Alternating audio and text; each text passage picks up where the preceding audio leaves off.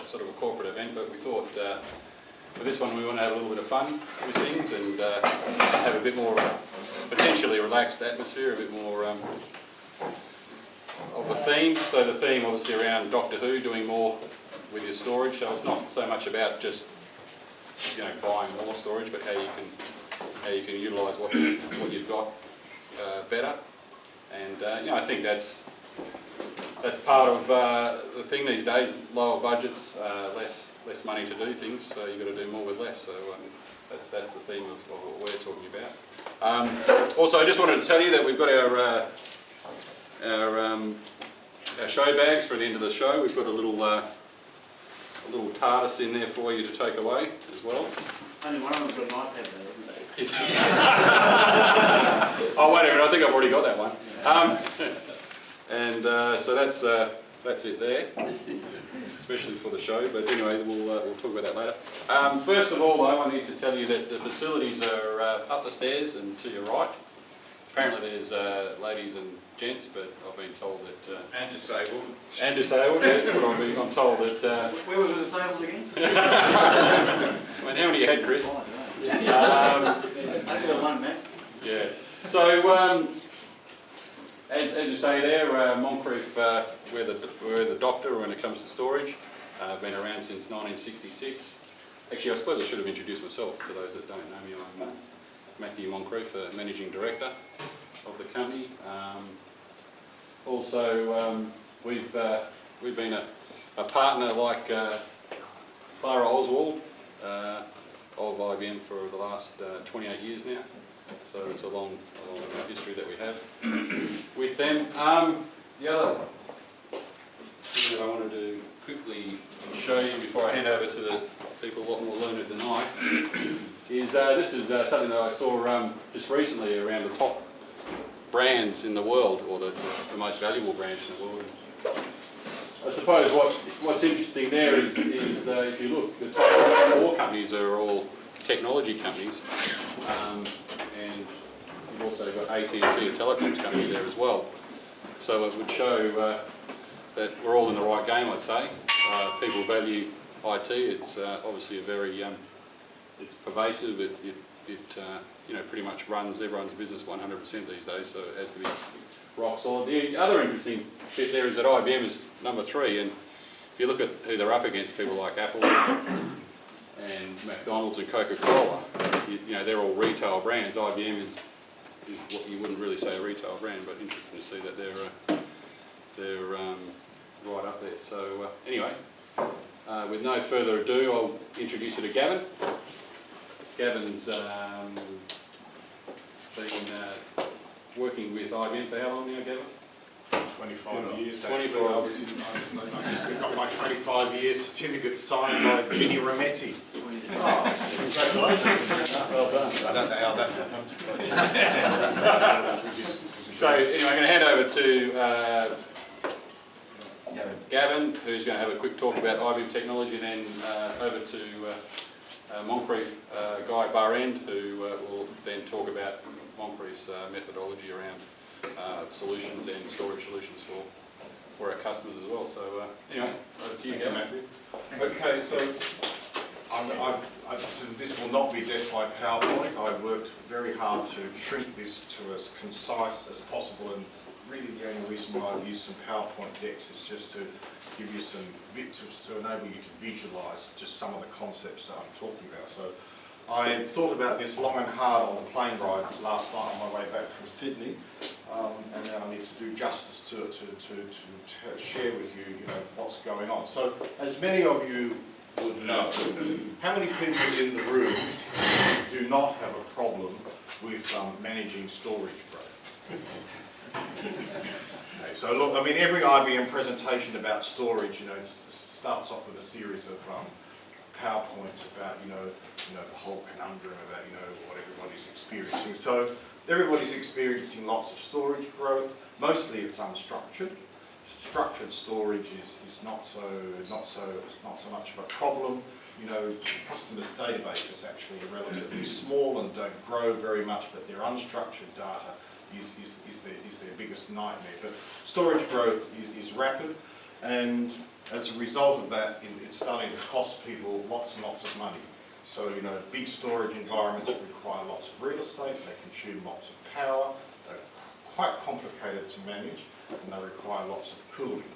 Some customers are short on data centre space, some customers have space in their data centre, but they can't get enough juice into the data centre to put any more kit on the floor. So IBM's been working on this problem for a number of years now. For a lot of customers, you know, a lot of products out there, the tin is the tin is the tin. So a rudimentary SAN, a V7000, you know, something from EMC, something from HDS is basically, you know, some tin with some Intel processors, some cache and some cables and a few other bits and bobs and a bunch of spinning disks. And that's basically it.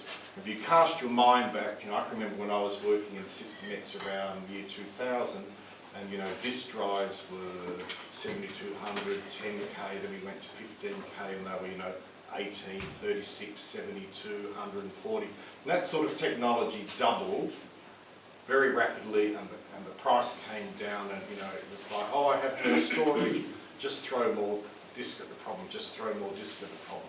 That was fine until storage environments became really big and became really complicated to manage. So the other thing that's interesting to note is that, you know, the change from, you know, 1996 to 2013, this orangey bit, that was IT administration.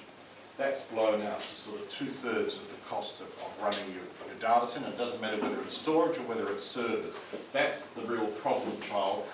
The rest of it is the smallest part is the hardware, and the next biggest part is power and cooling and facilities and that sort of thing. So, you know, to wrestle this bit back under control is quite vital. World's best practice, you know, most customers around the world are in this 65% part of that's where all their money's going, is running their infrastructure. You can imagine if you could start to shrink this, it frees up money, period, or it frees up money to redirect it to doing other stuff rather than as what we term, a lot of people term in the industry is just keeping the lights on. You know, 2/3 of your IT budget just to keep the show on the road. You haven't done anything new yet. So IBM's been working on this problem for a number of years, way back to over 10 years ago with SAN volume controller, which was one of the first and is the best storage virtualization software on the planet. It's been around since about 2001, 2002. There's lots of deployments around the world. Originally it was only deployed on a server, like an appliance, sat over the top of customer storage. You could have it over top of EMC, IBM, HP, EDS, HDS, doesn't really matter. And it would basically join disparate pools of storage together into a giant pool and virtualize it and enable you to move data around, and also enables you to disconnect storage devices from underneath it and install a new one underneath without any disruption. So that code's been around for more than 10 years, very, very stable. That code is now core to the Storwize family, which is our mid-range and entry-level products, been around since 2010. So what we've been focused on is basically efficiency, ease of use and dependability. So storing more with less, I'll talk about this a little bit later on, but we have a technology that nobody else has, which is around compressing data. It's called real-time compression. A few years ago we bought a company called Storwize. Storwize family, we bought the company for the technology around real-time compression, then we took the name and used it to brand our V7000, V5000, V3700 products. So I'll talk about that in a minute. Making things easy, you know, set and forget. So, you know, the Storwize family comes with a GUI interface that we acquired when we bought XIV from an Israeli company some years ago. The GUI interface that came with that box is now being deployed over all IBM products, from the Rolls-Royce DS8000 all the way down through to the V3700. It's very, very easy to use, it's very intuitive, and studies have shown it to be 40-odd% easier to use than any other storage system in the marketplace. Very, very automated, flash optimized. Now, how many people in the room use flash or think they use flash? Or how many people in the room use solid state drives in their storage? Right, now I have a bit of a problem with this, but you know, it's what's happening in the marketplace. So there is SSD and there is flash. Flash drives, SSDs have flash technology in them, but an SSD still behaves like a disk drive. It's just much faster because it doesn't rotate. Flash is different. Flash is actually not very smart, but it's very quick. And because it doesn't behave like a disk drive, it's really, really super fast and has, you know, low latency. And it's the low latency that makes flash really smart.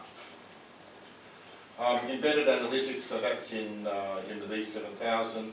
It's highly reliable box, 5 nines reliability, and it has enterprise capability, and it has a lot of smarts in it that have come from IBM DS8000, which is the Rolls-Royce of products. So that's homegrown IBM.